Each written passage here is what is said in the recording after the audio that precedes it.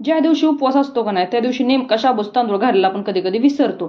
तर अशा वेळी मग काय करायचं अचानक, तर त्यासाठी हा असा शाबू आणि बटाट्याचा पराठा बनवायचा, बटाट्याची भाजी आणि त्याच्याबरोबर बनवली जाणारी चटपटीत चटणी.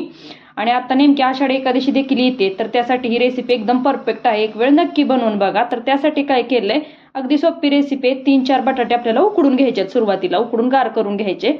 बटाटे आपले शिजत आहेत तोपर्यंत आपण इथं शाबूचा तांदूळ भाजून घेऊया. शाबूचा तांदूळ इथं मी 1 वाटी घेतलाय. तुम्ही तुमच्या घरात किती माणसं आहेत त्या हिशोबाने शाबूचा तांदूळ घेऊ शकता. आता हे शाबूचा तांदूळ आपल्याला 5 ते 10 मिनिटं छान भाजून घ्यायचे आहेत, जेणेकरून मिक्सरमध्ये बारीक होतील. आता हे थंड करायचे आणि मिक्सरला वाटून घ्यायचे. इथं शाबूचा तांदूळ आपलं वाटून झालेला आहे. बटाटे देखील थंड झालेले आहेत, त्याची सालं काढून घेतलेली आहेत आपण. आणि हिरवी मिरची 1 चमचा वाटून घेतलेली आहे. आता बटाटा आपल्याला काय करायचं आहे, शाबूच्या तांदळामध्ये जे आपण पीठ करून घेतले ना त्यामध्ये किसून घ्यायचा. सगळे बटाटे याच पद्धतीनं किसून घेऊया.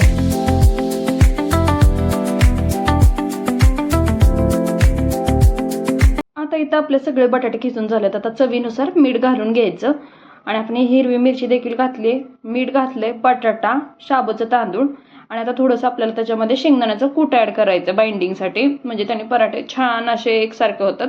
मग 2 ते 3 चमचे आपण इथं शेंगदाण्याचा कूट घालून घेऊयात. नाही घातला तरी चालेल, पण चव छान येते आणि एक वेळ नक्की घालून बघा. आता हे सगळं आपल्याला सुरुवातीला पाणी न घालता का नाही बटाट्यामध्येच हे पीठ असं व्यवस्थित मळून घ्यायचं आहे.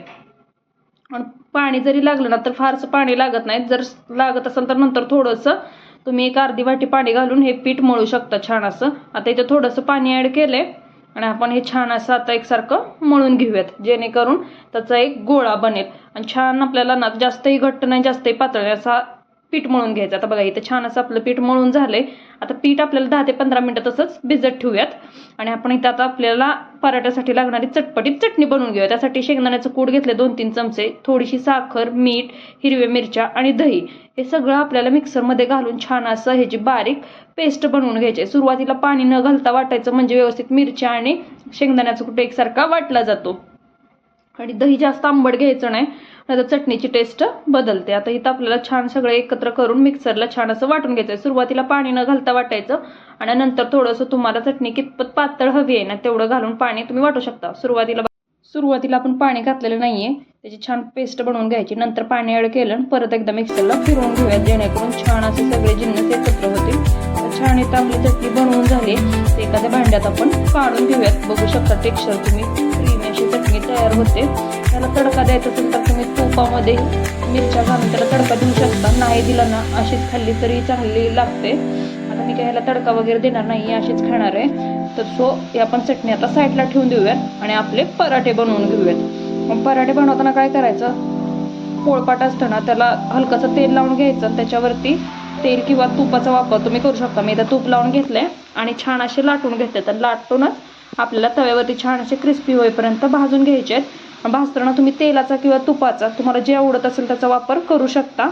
मी इथं तुपाचा वापर केलाय, कारण तुपाने ना छान असा त्याला क्रिस्पीपणा येतो. छान असे पराठे आपल्याला आलटून पालटून असे गोल्डन ब्राऊन होईपर्यंत भाजून घ्यायचे. तुम्ही बघू शकता छान असा त्याला रंग देखील आलेला आहे आणि पराठा अगदी वरून खुसखुशीत आणि आतून एकदम असा सॉफ्ट तयार होतो. एक वेळ नक्की बनवून बघा.